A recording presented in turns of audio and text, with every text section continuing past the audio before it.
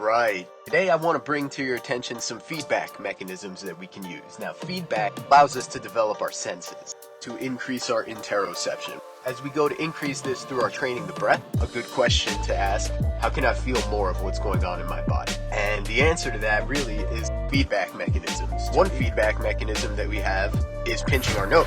Putting our hand on our diaphragm is another feedback mechanism. In the last video, you may have noticed I put a finger under my nose, another feedback mechanism to allow you to detect the volume of air that you're breathing. Feedback mechanisms are going to be tremendously valuable.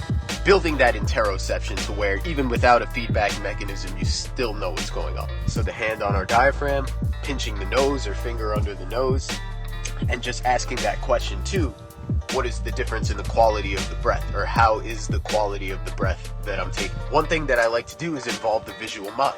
Take a breath in, and as we breathe in, we can just imagine a line going up. And as we breathe out, we can imagine that line going down. As we breathe in, we imagine the line going up. And as we breathe out, we can imagine that line going down. And in this way, we can actually see our breath. We can see the cadence of our breathing mapped out for us in the visual mind.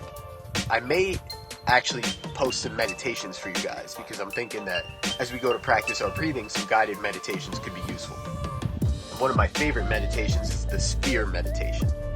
So the sphere meditation involves when we breathe in, from our extremities, our fingertips, our head, everything is coming inward towards the center.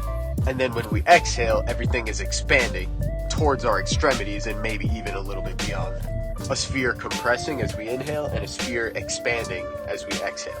The way we use our control pause to test our tolerance to carbon dioxide, we can use the sphere meditation to test how our focus is. How many times can we expand and contract the sphere before we lose our awareness of it? That's a fun little game that you can play.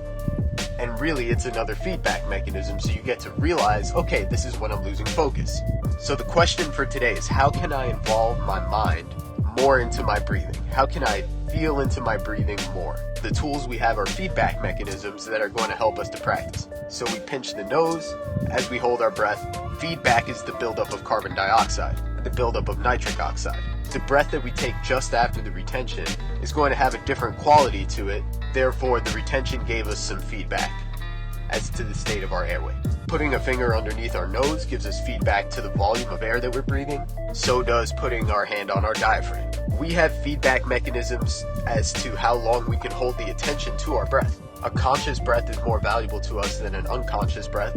So we have the visual mind. It's kind of graphing our breath to where we inhale and the line goes up, exhale and the line goes down, inhale, line goes up, exhale, line goes down. We have a visual representation of our breath behind our closed eyes. And then we have the sphere meditation. So as we inhale, everything is coming inward, we're compressing the sphere, and as we exhale, we're expanding the sphere. Both of these will give us feedback as to how we're able to focus on our breath. So we have feedback based off of the quality of our breath, how primed our airway was at that given moment. We know now that that has to do with the balance of carbon dioxide and nitric oxide, and because we know that principle, we can use several different methods to build up these two gases. Thank you all for listening. That's day 4. I think we're going to be quarantined for a hell of a long time, so we'll keep this going.